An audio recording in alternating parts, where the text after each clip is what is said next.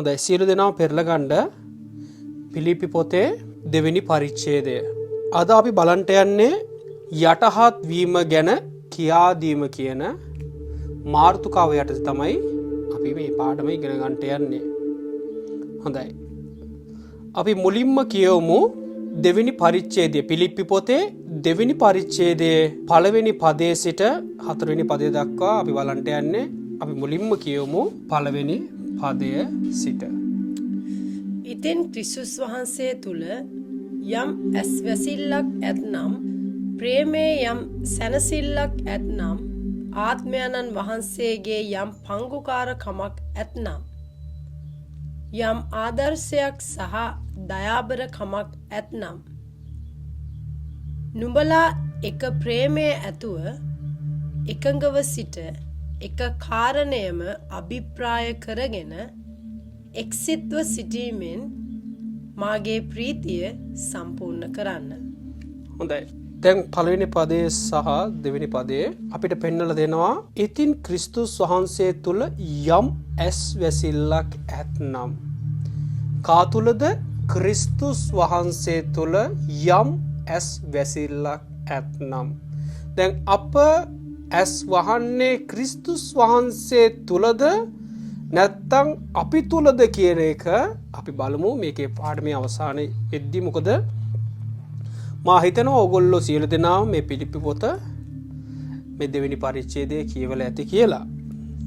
බලමු ආත්මයන්න් වහන්සේ තුලින් මේ වචනෙන් අපිට මොකද්ද පුරුදු පුහුණු කරන්න කියලා. මෙතනදී කියනවා ඇස් වැසිල්ලක් ඇතනම් ඊට පස්සේ කියනවා ප්‍රේමයේ යම් සැනසෙල්ලක් ඇතනම් ඇස් වැසිල්ලක් ඇතනම් ප්‍රේමයෙන් යම් සැනසෙල්ලක් ඇතනම් අපි ඇස් වසනවද අපි නින්දකට යනවද නැත්නම් අපි ඇස්පියන් ගහනවද අපි හැම වෙලේම සිහිපත් කරවන්නේ ලෝකේ කාරණා ලෝකේ දේවල් ලෝකේ විවිධාකාර අනර්ගෝ බලවත් දේවල්. නමුත් මෙතනදී කියන්නේ කා තුලද ක්‍රිස්තුස් වහන්සේ තුල යම් ඇස් වැසිල්ලක් ඇතනම් මෙතන තමයි දේව දරුවනේ අපිට තිබෙන පණිවිඩය. අපේ ජීවිත අපි ඇස් වහද්දි ඇස් අරිද්දි අපි සිහිපත් කරද්දි මේ ඇස් පිල්ලම් බදිද්දි අපි සිහිපත් කරන්නේ යේසුස් ක්‍රිස්තුස් වහන්සේගේ චරිතය නැත්නම් උන්වහන්සේගේ ක්‍රමයද නැහැ. දැන් බලන්න සමහරක් මිනිස්සු නින්දට යද්දි ඇස් පිල්ලම් ගහන්න ඕ නැත්නම් නින්දට යද්දි එයාලගේ මනසේ තිබෙන්නේ මේ ලෞකික දේවල් ගැන දේවල්. ක්‍රිස්තුස් මම මේ කතා කරන්නේ ක්‍රිස්තියානි ස්වභාවය ඇතුළ පිටත මිනිස්සයා ගැන නෙමෙයි මම කතා කරන්නේ ක්‍රිස්තියානි ස්වභාවය ඇතුළ නැත්නම් ක්‍රිස්තියානි පෞල් ජීවිතය ඇතුළ බොහෝ මිනිසයන්ට ඔවුන්ගේ නින්දට යද්දි තිබෙන්නේ බිස්නස් නැත්නම් අර්ග මේක හැම දෙයක්ම ඔවුන්ගේ මනසේ තිබෙනවා. ඔවුන් ඇස් අරිද්දි සිහිපත් කරන්නේ ඒක. මම ඕගොල්ලෝ සමග පෙර ගිය කාලෙම ඕගොල්ලොත් එක්ක බෙදාගත්තා. ඕගොල්ලෝ නින්දට යද්දී සහ උදේ නැගිටිද්දී කාත් සමගද අපි නැගිටින්න ඕනේ නැත්නම් අපි ජීවත් වෙන්න ඕනේ. අපි නින්දට යද්දී කාත් සමගද යන්න ඕනේ කියන එක මම ඕගොල්ලොත් එක්ක ගිය පාර පාඩම් වල මම උගන්වලා තියෙනවා. නැත්නම් බෙදාගෙන තිබෙනවා. නමුත් මෙතනදී අපිට පැහැදිලි කරලා දෙනවා මේ පිලිප්පි ලියුම යවද්දී අපිට පැහැදිලි කරලා දෙනවා මේ සිහිපත් වීම අපි සිහිපත් කරන්න ඕනේ. ඇයි මේ යේසුස් වහන්සේ තුල මේ ඇස්වැසිල්ලක් සමග ජීවත් වෙන්න කියලා කියන්නේ? අපිව දැන් මුදවලා තිබෙන්නේ යේසුස් ක්‍රිස්තුස් වහන්සේ. අපි ඉස්සර ඇස්පිල්ලම් ගහව විවිධාකාර දේවල් වල. නමුත් දැන් ඇස්පිල්ලම් ගහන්නේ උන්වහන්සේගේ ශරීරය තුල. මම හිතනවා ඔබට මට ගොඩක් පැහැදිලි වෙනවා ඇති කියලා. ඊට පස්සේ මෙතන පදේ කියනවා ප්‍රේමයේ යම් සැනසෙල්ලක් ඇතනම් දැන් මේ ප්‍රේමයේ යම් සැනසෙල්ලක් ඇතනම් අපගේ හදවත්වල තිබෙන්න ඕනේ උන්වහන්සේගේ දැකීම නම් අපි බලන විට අපි ඇස් පියන විට ඇසරන විට උන්වහන්සේගේ දැක්ම නම් තිබෙන්නේ අපිට තියෙන්න ඕනේ හැම වෙලේම ප්‍රේමානුකූලව ජීවිතයක්. අද බොහෝ ක්‍රිස්තියානි වරුන්ට මේ ප්‍රේමානුකූලව ජීවිතයක් නැහැ. මොකද මම ඔයාලට ගිය පාඩම් වල පෙන්නවා මොහුන්ගේ ජීවිතවල වලට නැත්නම් මේ පිලිප්පි වරුන්ගේ ජීවිතවල වලට ඇතුල් වුණේ මොකද්ද? ඔවුන් ඇස් දැකපු දේ, ඔවුන් සිතපු දේ තුල තමයි ඔවුන්ගේ මාංශය ඔවුන්ව වටන්න ගියේ. නමුත් පවුල්තුමා කියනවා එහෙම වෙන්න එපා. උඹලාට මං ආදරේ. උඹලා දන්නවා මම කොහොමද ජීවත් වුනේ. එදා තිබුණා නෑ, අද මට නැහැ. නමුත් මං උඹලත් එක්ක ඒ ප්‍රේමයෙන් ඉන්නවා කියන එක පෙන්නලා දුන්නා ගිය පාර පාඩම් වල. නමුත් මෙතනදී කියනවා ප්‍රේමයේ යම් සැනසෙල්ලක් ඇතනම්. ඒ කියන්නේ යේසුස් වහන්සේ අපිට දුන්නේ මහත් අනර්ග දේවල් එක්ක ප්‍රේමයක් නෙමෙයි. උන්වහන්සේ දුන්නේ ලැබුණු දෙයින් සතුටු වෙලා උන්වහන්සේත් එක්ක ගමන් කිරීමේ ප්‍රේමයක්. අත බොහෝ දරුවන්ට මේක අමතක වෙලා තිබෙනවා. උන්වහන්සේ දුන්නු සැනසෙල්ලේ ප්‍රේමය අද බොහෝ දරුවන්ට අමතක වෙලා තිබෙනවා. ඊට පස්සේ මේක ලස්සනට පැහැදිලි කරලා දෙනවා. ආත්මයාණන් වහන්සේ යම් පංගුකාරකමක් ඇත්නම්, ආත්මයාණන් වහන්සේ තුල යම් පංගුකාරකමක් ඇත්නම්. දැන් ඕගොල්ලන්ට පෙන්වවම ඇස්පිල්ලන් ගැසීම ප්‍රේමය ඒක කොහෙන්ද පැමිණෙන්නේ? මේ ආත්මයාණන් වහන්සේ තුලින්. අද ගොඩක් කට්ටියට මේ ආත්මය කියන එක හැඟීලා නැහැ. අපි ඉන්නේ අර පරණ ආත්මයත් එක්ක. අපි ගසන්නේ පරණ ඇස්පිල්ලන්. අපිට තිබෙන්නේ පරණ ප්‍රේමය. අපිට දුන්නුතින් විතරයි අපි ප්‍රේම කරන්නේ. අපිට නොදුන්නුතින් ප්‍රේම කරන්නේ නැහැ. ඒක අපි ආත්මයන්න් වහන්සේත් එක්ක නෙමෙයි ගමන් කරන්නේ. අපි පරණ දෙයත් එක්ක තමයි ගමන් කරන්නේ. නමුත් මෙතනදී කියනවා ආත්මයන්න් වහන්සේ සමග පංගුකාරකමක් ඇතනම් කියලා කියනවා. ඇතනම් යම් ආදරයක් සහ දයාබරකමක් ඇතනම් නුඹලා ඒක ප්‍රේමය ඇතුව, එක ප්‍රේමය ඇතුව, ඒක ප්‍රේමය නෙමෙයි, එක් ප්‍රේමයක් ඇතුව එකඟව සිට එක කාරණයම අභිප්‍රාය කරගෙන එක්සිත සිටීමෙන් මාගේ ප්‍රීතිය සම්පූර්ණ කරපල්ලා. දැන් මෙතනදී දැන් මේ පණිවිඩය පාවුල්තුමා එවන්නේ පාවුල්තුමාගේ ප්‍රීතිය සම්පූර්ණ කරන්නද නැත්නම් පාවුල්තුමා ඉගෙනගෙන තියෙන අභිරහසක් මේ දරුවන්ට පැහැදිලි කරලා දෙන්නද? මා හිතනවා පාවුල්තුමා ඉගෙනගෙන තිබුණු අභිරහසක් ඒ දරුවන්ට කියලා දෙන්න වින්ද තමයි මේ ලියුම් පත්‍රය වන්නේ. මොකද ගොඩක් කට්ටිය මේ අද කාලේ මේ එවකටත් හිටියා ගොඩක් කට්ටිය සල්ලි වලට ප්‍රේමය කරන්නේ. වස්තුවට ප්‍රේමය කරන්නේ, දේපොළ වලට ප්‍රේමය කරන්නේ. ඔවුන්ගේ ඇස්පිල්ලන් ගැහෙද්දි ගහන්නේ ඒ උදෙසාම තමයි. ඔවුන් යාඥා කරද්දි දැනනමන්නේ ඒ උදෙසා. ඇස් ඇරියත් සිතන්නේ ඒ උදෙසා. නමුත් මේක කියනවා ආත්මයන්න් වහන්සේ සමග උඹලා පංකුකාරකමක් කරනවා නම් එතකොට ආත්මයට අරකද මේකද කිසි දෙයක් අවශ්‍ය වෙන්නේ නැහැ. අවශ්‍ය වෙන්නේ තමුන්ගේ සිත විතරයි. නමුත් අපිට සිත නෙමෙයි උන්වහන්සේට දෙන්න ඕනේ. අපිට ඕනේ ගත දෙන්න. අපිට තියෙන දේවල් දෙන්න පෙන්නන්න. මොකද මෙතනදී කියනවා ඒ ආත්මයන්න් වහන්සේත් එක්ක සමග පංකුකාරකමක් ඇතනම් ඒ දයාබරකම නුඹලා එක ප්‍රේමය ඇතුව එකඟව සිට. අපි සියල්ලම එක ප්‍රේමයක් ඇතුව එකඟව සිටින්න ඕන. දැන් එක එක්කෙනාට තිබෙන එක එක දේවල් සිතේ. නමුත් උන්වහන්සේ ඉල්ලන්නේ එක ප්‍රේමය. එතකොට අපිට බෑ තව කෙනෙකුට විරුද්ධ වෙන්න. අපිට බෑ තව කෙනෙක් එක්ක තරහ වෙන්න. අපිට බෑ තව කෙනෙක් එක්ක අපි විතර කමේ හැසිරෙන්න. එතකොට අපි එක ප්‍රේමයක් නෙමෙයි තියෙන අපිට ප්‍රේම දෙකක් වෙනවා. නමුත් මෙතනදී කියනවා උඹලා එක සබාවක්, එක ජාතියක්. එහෙනම් උඹලාට තිබෙන්න ඕනේ එක ප්‍රේමයක්. මේක තමයි සාතන් විසින් අපිට හෙල්ල කරමින් අපිව කඩන්න හදන්නේ අපේ සබාවල්. නැත්තම් අපේ ක්‍රිස්තියානි පෞල් ජීවිතය කඩන්න හදන්නේ සාතන් මේ ආකාරයෙන් තමයි. එක ප්‍රේමේ නැති කරලා උඹලාට මේ දේවල් තිබෙනවා කියලා විවිධාකාර ප්‍රේමවල වලට තබලා තිබෙනවා. ඊට පස්සේ මෙතනදී කියනවා එක්සිට සිටිමින් මාගේ ප්‍රීතිය සම්පූර්ණ කරපල්ලා. මේ කතා කරන්නේ පාවුල්තුමාගේ ප්‍රීතිය නෙමෙයි. මේ කතා කරන්නේ පාවුල්තුමාට ලැබුණු යේසුස් ක්‍රිස්තුස් වහන්සේගේ ප්‍රීතිය සම්පූර්ණ කරන පිණිස. මොකද උඩ පදේ කියනවා ඉතින් ක්‍රිස්තුස් වහන්සේ තුල යම් වැසිල්ලක් ඇතනම්. එතකොට මෙතනදී පාවුල්තුමා කතා කරන්නේ ඔහුගේ ප්‍රීතිය නෙමෙයි ක්‍රිස්තුස් වහන්සේගේ ප්‍රීතිය පෙන්නලා දෙන ආකාරයක් තමයි.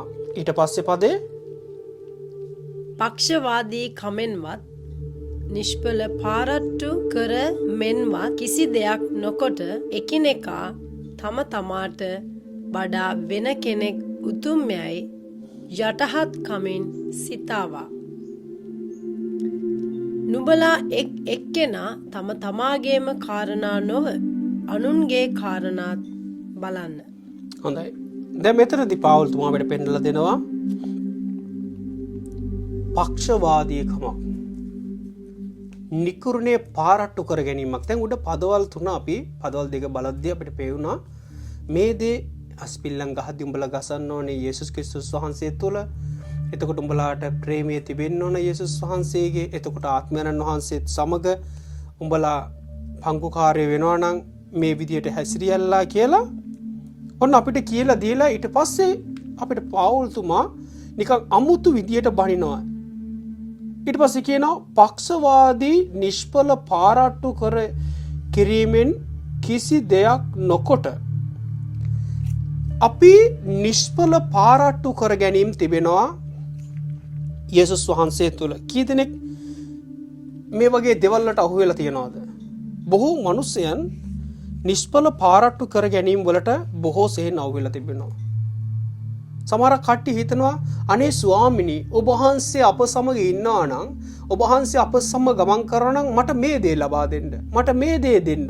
එතකොට තමයි ඔබ වහන්සේගේ වර්ධනය නැත්තම් ඔබ වහන්සේගේ ආශිර්වාදය මේ අන්‍යයන් දකින්ට යන්නේ.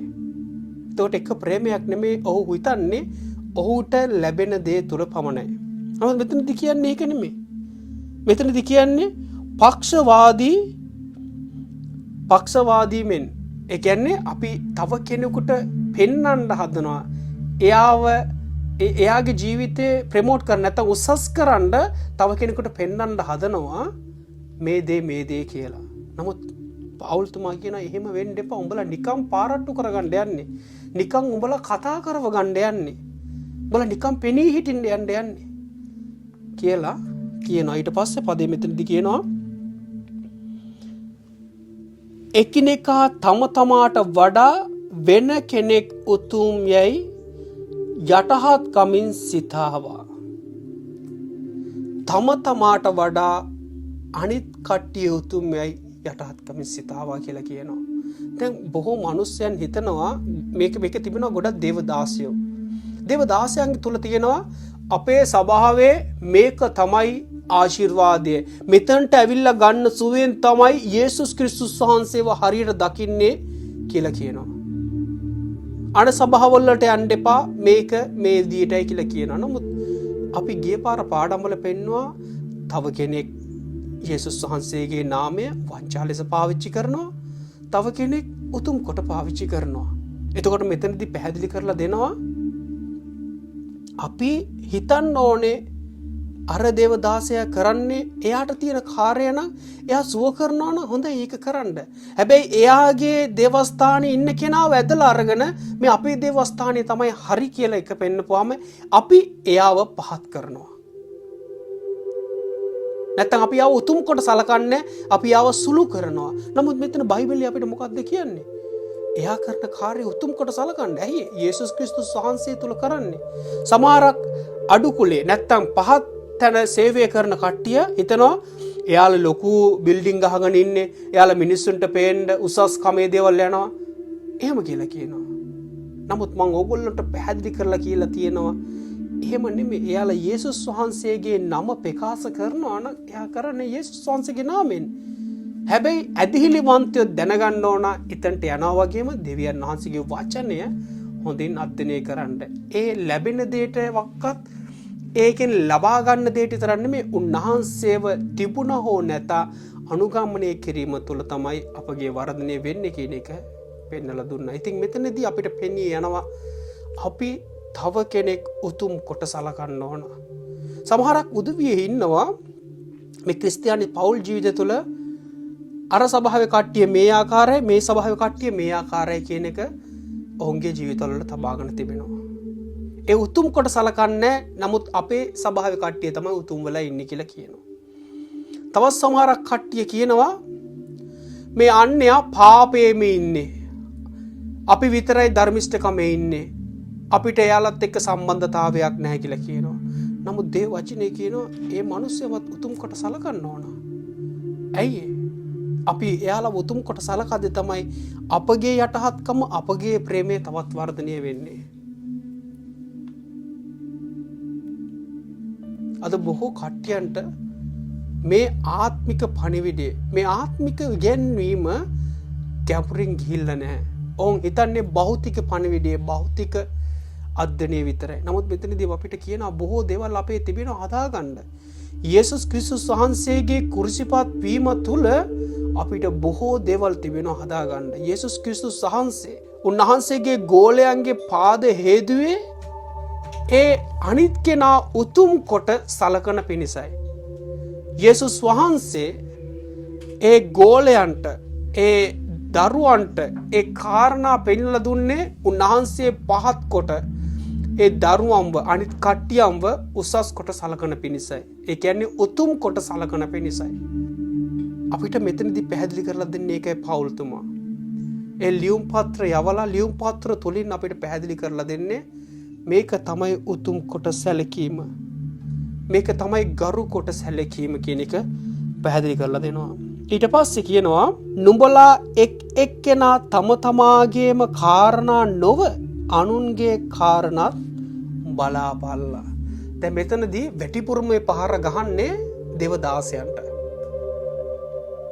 වැඩිපුරම මේකෙන් පහර ගහන්නේ දේවදාසයන්ට. අත බොහෝ කට්ටිය දේවදාසයෝ තමාගේ දේවස්ථානට එනම් විතරයි ඒ දරුව ගැන හොයලා බලන්නේ. ඒ දරුව ගැන හොයලා බලන්නේ තමාගේ දේවස්ථානට එනම් විතරයි. නැත්තම් එයාලා ගැන බලන්නේ නැහැ, හොයන්නේ නැහැ. හැබැයි තමාගේ සභාවට එනවා නම් විතරයි, තමාගේ ආගමට එනවා නම් විතරයි හොයලා බලන්නේ. කිසි දෙයක් සලකලා බලන්නේ නැහැ. නමුත් මෙතන පාවුල් තමයි මොකද්ද අපිට කියන්නේ? අපගේ කාරණාවලට ඉස්සරලා අනිකාගේ කාරණා විමසලා බලන්න ඕන. අපිට දෙයක් ලැබෙනවා නම් විතරක් නෙමෙයි අපි මේ මනුස්සයා වාසය කරන්න ඕනේ. අපිට නොලැබුණත් එයා ගැන අපි සලකලා බලන්න ඕන. අද ඔබ මම මේ දේව වචනේ දෙන නිසා, දේව වචනේ උගන්වන නිසා අද ඔයගොල්ලෝ මාත් එක්ක රැඳිලා සිටිනවා. නැත්තම් මේ ගැන සලකලා මට කතා කරනවා. දැන් මම මේක දෙන්නේ නැතුව අනවශ්‍ය දේවල් කතා කරගෙන හිටියනම් ඔයගොල්ලෝ මං ගැන සලකන්නේ නැහැ, මං ගැන හොයන්නේ නැහැ. ඇයි? අපිට අදාළ නැහැ. නමුත් මෙතන පාවුල් තව මොකද්ද කියන්නේ? අපේගේ කාරණා හොයන්න ඉස්සරලා අනිත් එක්කෙනාට තියෙන්නේ මොකද්ද? එයාට මොකද්ද ලැබිය යුත්තේ, දී යුත්තේ කියන එක අපි සලකලා බලන්න ඕනේ. දැන් මෙහෙම කියපුවාම හැම එක්කෙනා ගාවටම ගිහිල්ලා ඒක සිතන්න නෙමෙයි. හැම එක්කෙනාගේ පස්සෙන් ගිහලා මේක කියන්නේ නෙමෙයි. නමුත් අපි සලකලා බලන්න ඕන තව කෙනෙක් මුණ ගැහෙද්දි එයාට තිබෙන පසුබිම. තව සමහරක් වෙලාවට මිනිස්සු කතා කරන්න දෙද්දි කතා කරන්න කැමති නැහැ. ඇයි? එයා එන වදයක්. නමුත් මෙතනදී බයිබලයේ කියනවා යාව උතුම් කොට සලකන්න කියලා කියනවා. සිතන්න කියලා කියනවා. හැබැයි එයාගේ කාරණාව සලකලා බලන්න කියලා කියනවා. ඉතින් මා හිතනවා දෙවියන් වහන්සේ අද ඔයගොල්ලන්ට මේ යටහත් වීම ගැන, යේසුස් ක්‍රිස්තුස් වහන්සේ තුල යටහත් වීම ගැන ඔයගොල්ලන්ට හරි වර්ධනයක් දෙන්න ඇති කියලා. මේවා තමයි අපේ ජීවිතය හදාගන්න ඕන දේවල්. අපි බොහෝ විට අපගේ යටහත්කම නැහැ. අපි ඇස්පිල්ලම් ගහන්නේ වෙන දේවල් කල්පනා කරගෙන අපගේ ප්‍රේමය තිබෙන්නේ අපිට දෙනවා නම් විතරයි. නමුත් මෙතනදී කියනවා අපි ඒකට නෙමෙයි ඇස්පිල්ලම් ගහන්න. අපි යේසුස් ක්‍රිස්තුස් වහන්සේගේ ඇස්පිල්ලම තමයි අපි දැන් ගහන්න ඕනේ. ආත්මයන්න් වහන්සේ තුල තමයි අපි සාක්ෂිකාරයෝ වශයෙන් ඉන්න ඕනේ. උන්වහන්සේගේ ප්‍රේමය තමයි අපි හැමෝත් එක්කම තියෙන්න ඕනේ. අපි අපිට වඩා අනිත් කෙනා උතුම් කොට සලකන්න ඕන.